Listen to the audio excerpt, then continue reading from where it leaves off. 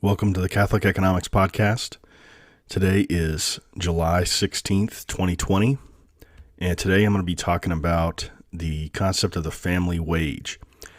Today I'm going to go through an article that I recently got published in the Washington Examiner, and so I'll provide a link to that in the show notes. And so I want to just kind of talk through the idea of a family wage and why I think it's important to be talking about it right now, and what I think it will do for the average family. So the idea behind a family wage is that the pay of someone who is in full-time work would be able to provide a basic living for a family. And so you have to come up with ways to do a couple of different things. One, you have to pay based on the size of the family.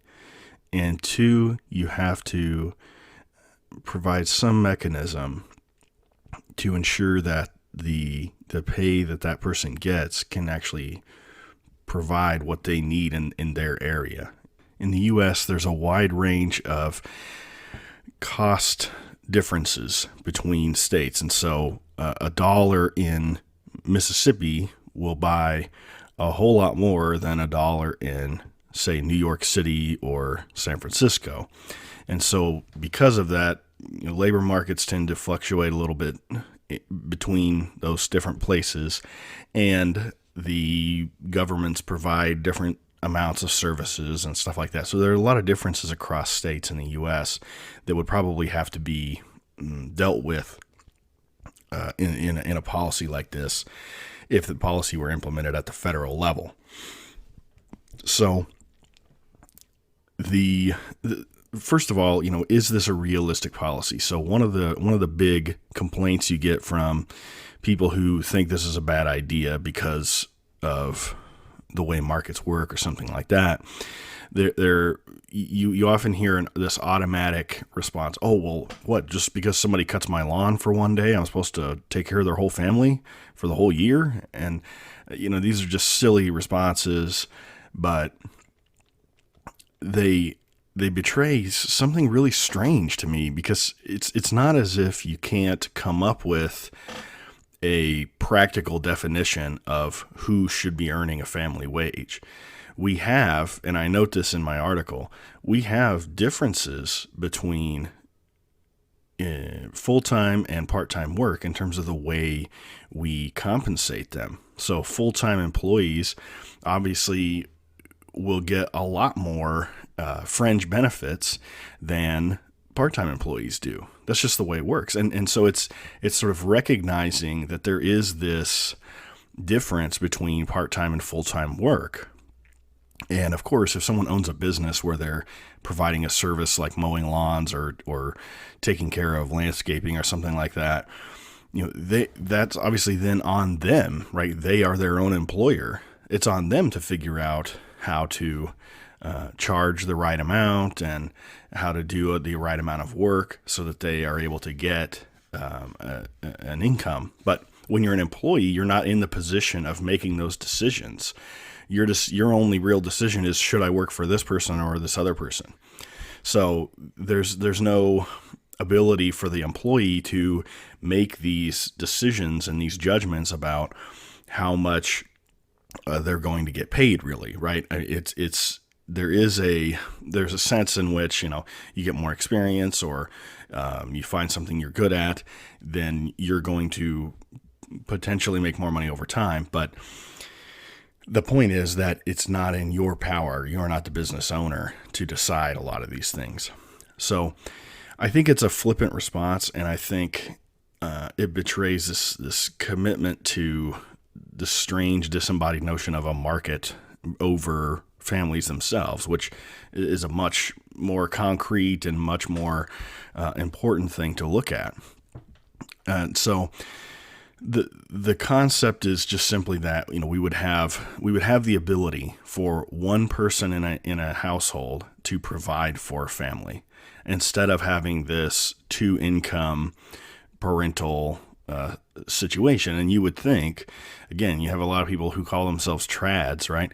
You would think a trad type would be very on board with this because, again, it's focusing on having one earner for a family, and for the other earner in the family, or the other parent, to be able to commit their life to taking care of the children. So you would think this would be attractive, but there are a number of people who seem to be on board with the importance of the family and the Catholic worldview, but also seem to hate any kind of government policy that would benefit those people. So I think it's obvious that there are a lot of people who agree with this idea. So I cite a 2016 Pew poll that found that almost 60% of adults, so just adults in general, okay, believe that children with two parents are better off when one parent stays home, right? So if you have a single mom or a single father, okay, that's a different type of situation. But if you have two parents, your kids are better off when they stay home, and 60% of the population of the U.S. agrees with that. So, to me, that seems to indicate that this would be a relatively popular political position for a candidate to push, right?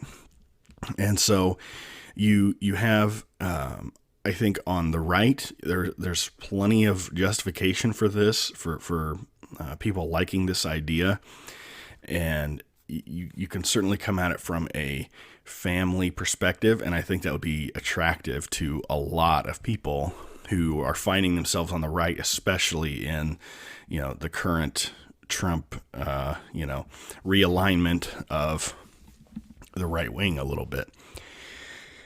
And on the left, I think there's evidence that you would also get some support. So this is kind of reaching back in time, but about 15 years ago, Elizabeth Warren published a book that's called The Two Income Trap, I think.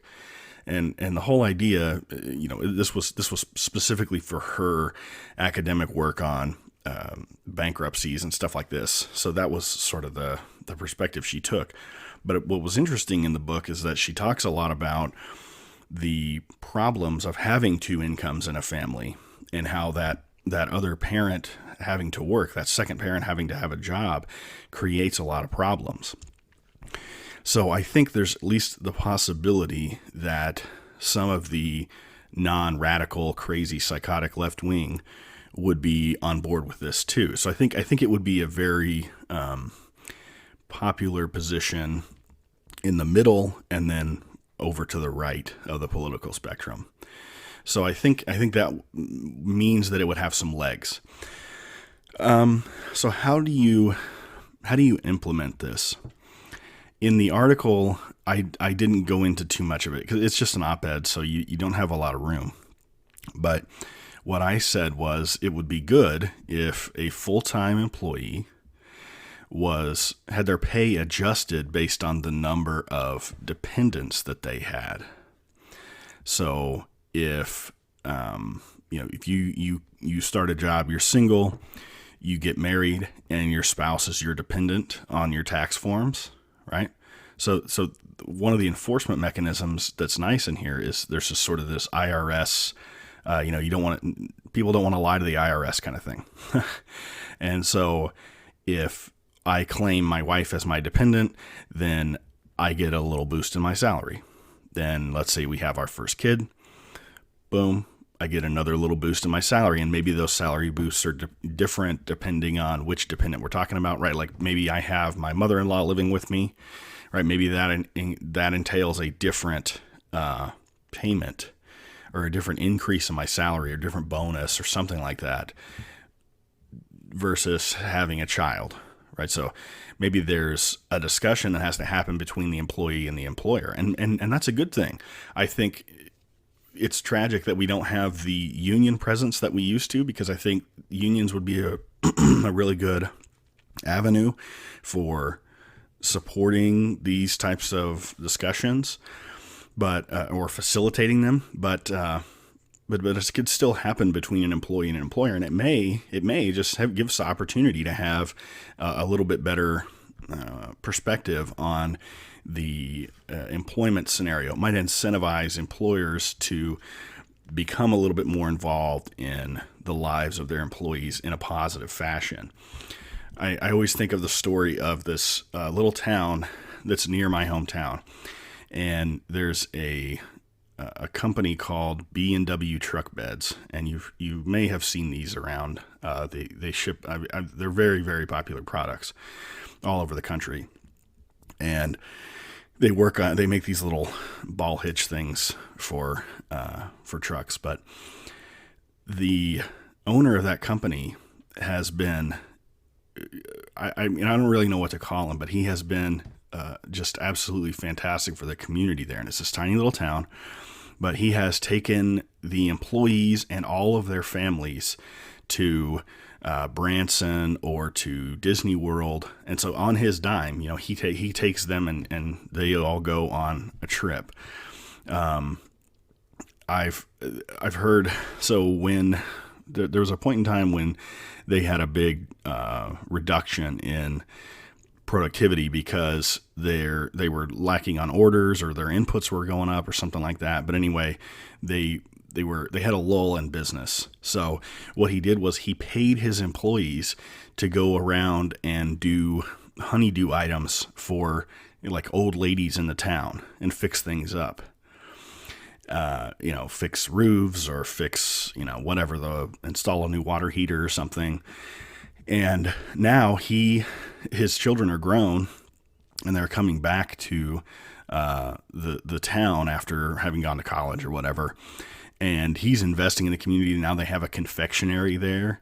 And so it's really neat to see this kind of relationship between an employer and someone who is obviously very intelligent and very sort of powerful, right? In the sense that they have this company, and they are treating it as if it is a benefit for the whole community, right? I mean, this is the kind of thing we want to see, and I think it's potentially the case that a lot of employers, just giving them a little bit of a push to think of their employees in a little bit more human terms by, adjusting their pay to their life situations.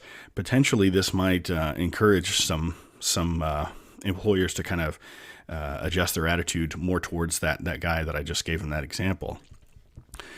So how does the government do this? Well, I think that becomes a challenge, right? Because one of the things you might criticize is, well, okay, if we force these employers to pay based on dependents, then what they're going to do is they're going to say, well, we're just going to adjust everyone who doesn't have dependents. We're going to adjust their salaries down, right? And so then you don't end up getting paid any more if you're just sort of the quote unquote average family. Well, first of all, I think there's this fantastic side benefit in the sense that this would just be an incentive to have more children. And so that would be a really good thing, I think.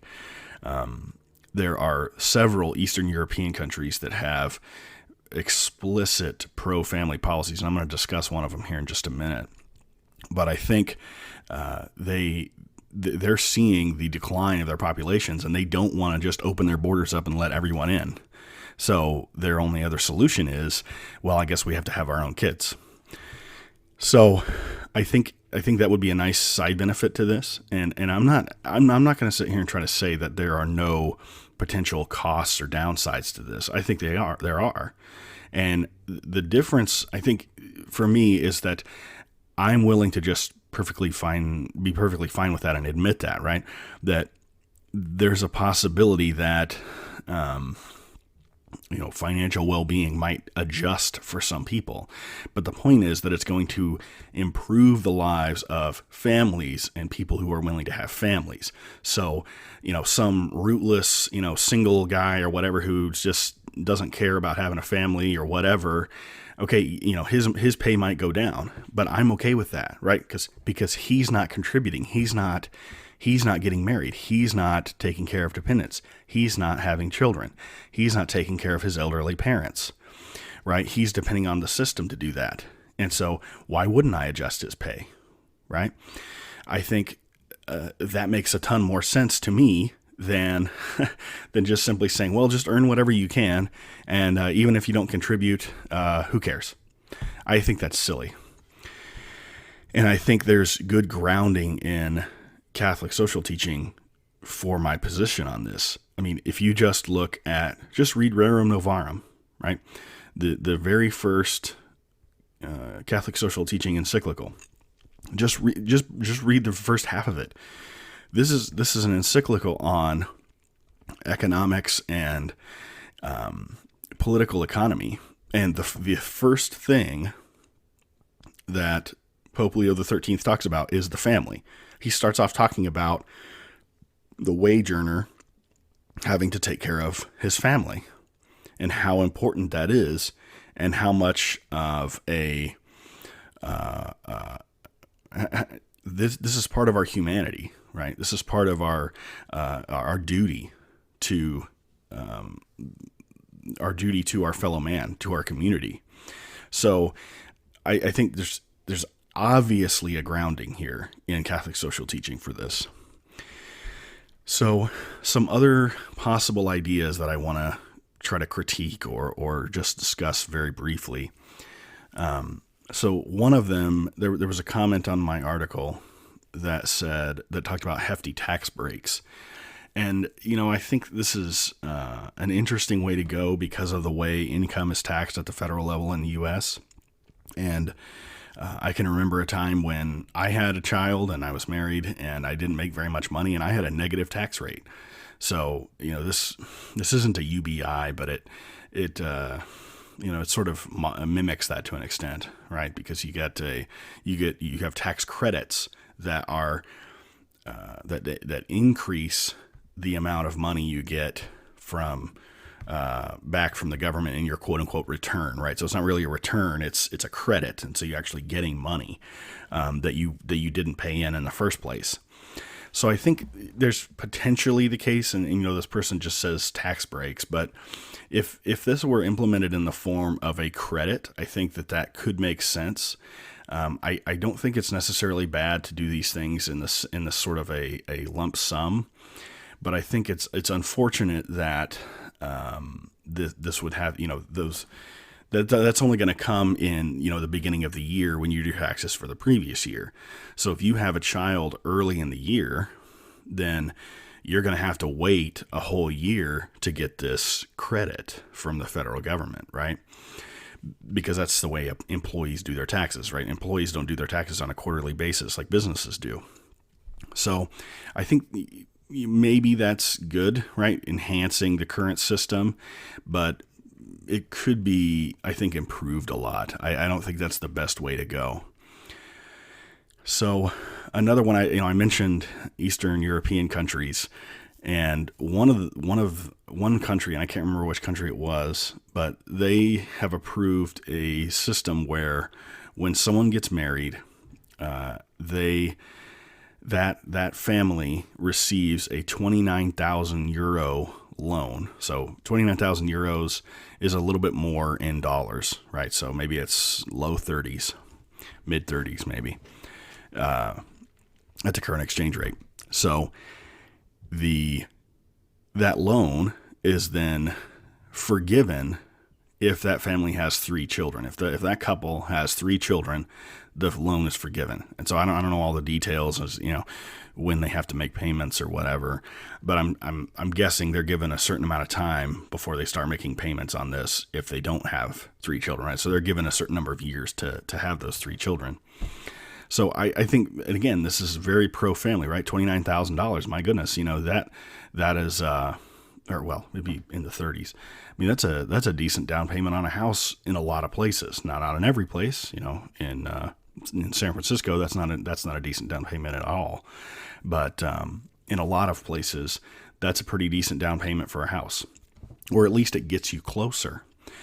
And this type of thing could be very good. And I think in the sense that it allows the couple to decide what they're going to do with that money, right? They're not necessarily putting a ton of stipulations. I'm sure they would need to put some stipulations on it, but I don't think they would have to go all the way to saying, well, you give us the receipts and we'll reimburse you. I don't think they need to go that way.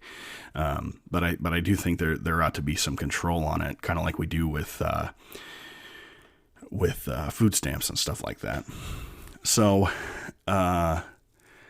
there's another potential, and this, I've been doing some reading about Japan, because supposedly Japan has a system kind of like this. And all I've really been able to find is that, there are incentives in place such that employers in Japan will give people a bonus if they have children. And so I think that makes it a little bit easier for, it makes it a little bit more likely that they're going to have children potentially, right? If they're expecting that their employer is going to give them a bonus whenever they have a kid.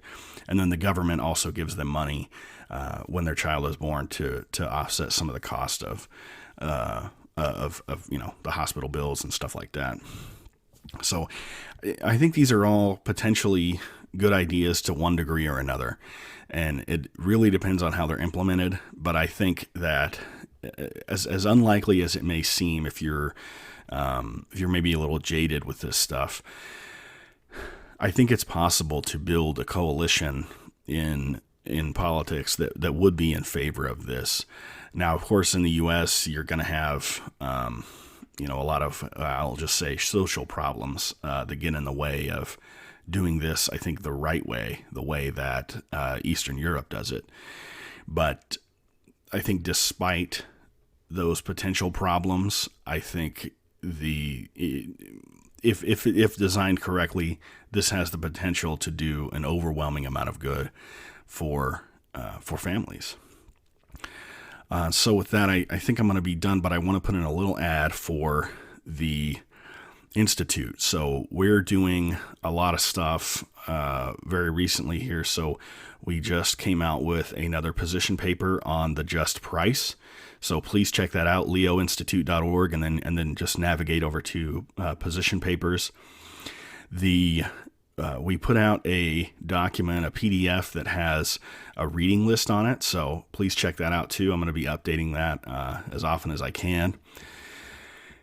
And myself and two of our research associates are working on a paper that we're hoping will be out next week, midweek next week. So check the Leo Institute Twitter for that. So that'd be at Leo Institute CST on Twitter, and also on our Facebook page. I put a little screenshot of the front page of that. So that's going to be a piece on usury, and it's going to be a long read. It's going to have a lot of information in it, and it's going to have a lot of, I think, solid arguments for why we believe that usury. There's a lot of mistakes in the way people are talking about usury today. And so I think we make some good arguments in there. So you might enjoy that. And again, look for that next week. And let's see. So yeah, I'm also, of course, I'm trying to make this a bigger part of my life, and I'm trying to offset some recent trouble that my employer has had with the affliction, as my friend Anthony Stein calls it. So if you're inclined, please check out on Anchor. There's a button to support the podcast, and I also have a Patreon and a Subscribe Star. Those will be linked in the show notes, and they're also linked on my YouTube page.